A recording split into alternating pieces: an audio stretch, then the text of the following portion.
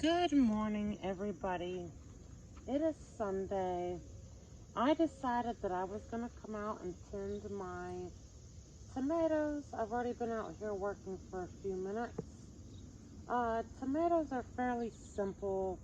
They're not going to need too much attention and love, but they do need some. And I just trimmed this from the bottom down here. I had some leaves not only touching the ground, but also touching the strawberries. And this, the yellow with the drying out black looking areas on the leaf, this is why, for the main reason, I chopped this branch off from the tomato, because when the leaves start changing colors like that, it is an indication that something is not healthy with at least those leaves. And if you get rid of them, it's going to help save your tomato plant from possibly becoming sick and dying. The second reason I trim branches off like that is I want for there to be plenty of airflow in here. And as you can see, I am getting good airflow. You can see a whole bunch of tomatoes. That's what you want. I am tying the tomato up the fence post. I am letting it grow like you would a vine, one continuous run. I am not letting the tomato bush. Some people will allow the tomatoes to bush. My neighbor does. I might be able to make you a video on bushing tomatoes, but this is what I consider the vining tomatoes. You cut all the branches that are coming from the main stem off, and you let it grow up. The one thing that you do need to do when you do this, though, is your tomatoes don't produce anything for them to naturally hold on.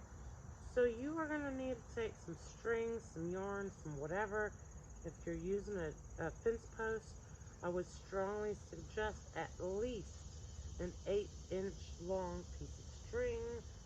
And every, I'm going to say 3 to 4 days, you need to be checking your tomatoes, because once the tops start to outgrow where you have already tied up, you are going to need to be able to retie to help give those tomatoes the support to grow upwards. Okay, I just tied this up. I'm going to come get the phone so I can give you a close look.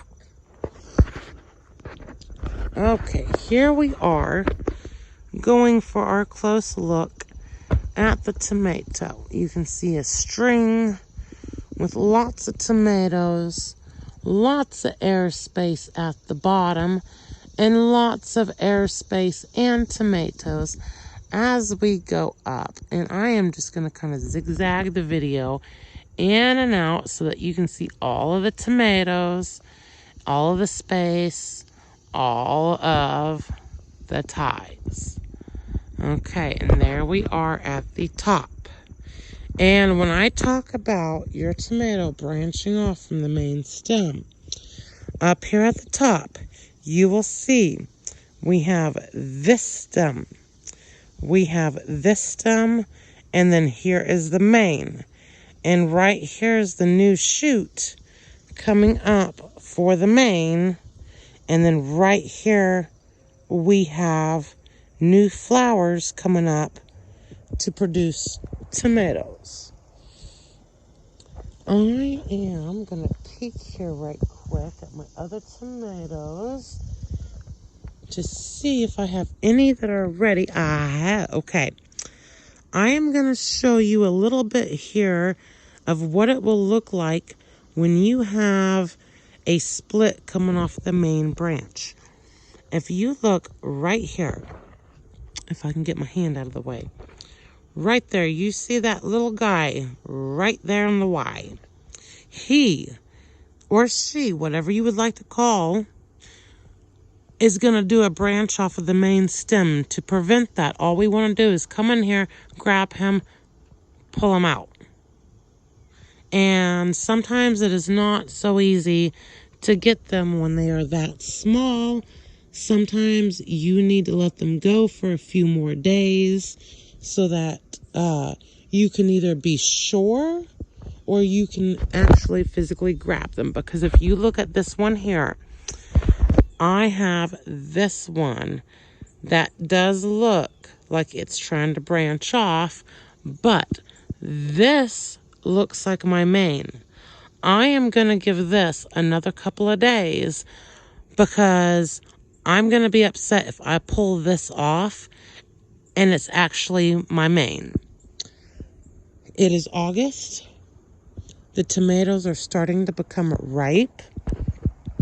I do have a tomato right there starting to turn red. You can see the distinct change in the green. That is how you will know the tomatoes are starting to become ripe. Check them at least every other day. Don't be afraid to take your finger and shove it in the soil, because if your fingertip comes out wet, your tomatoes have enough water. If your fingertip comes out dry, you need to water. You can use the finger trick everywhere in your garden. Just know how much water the plant actually needs, because some plants can survive with a lot less water and others need more. Okay, this is going to be a wrap on today's tomato video. It's a little bit longer than normal. Until next time, happy gardening. I will see you later. Bye-bye.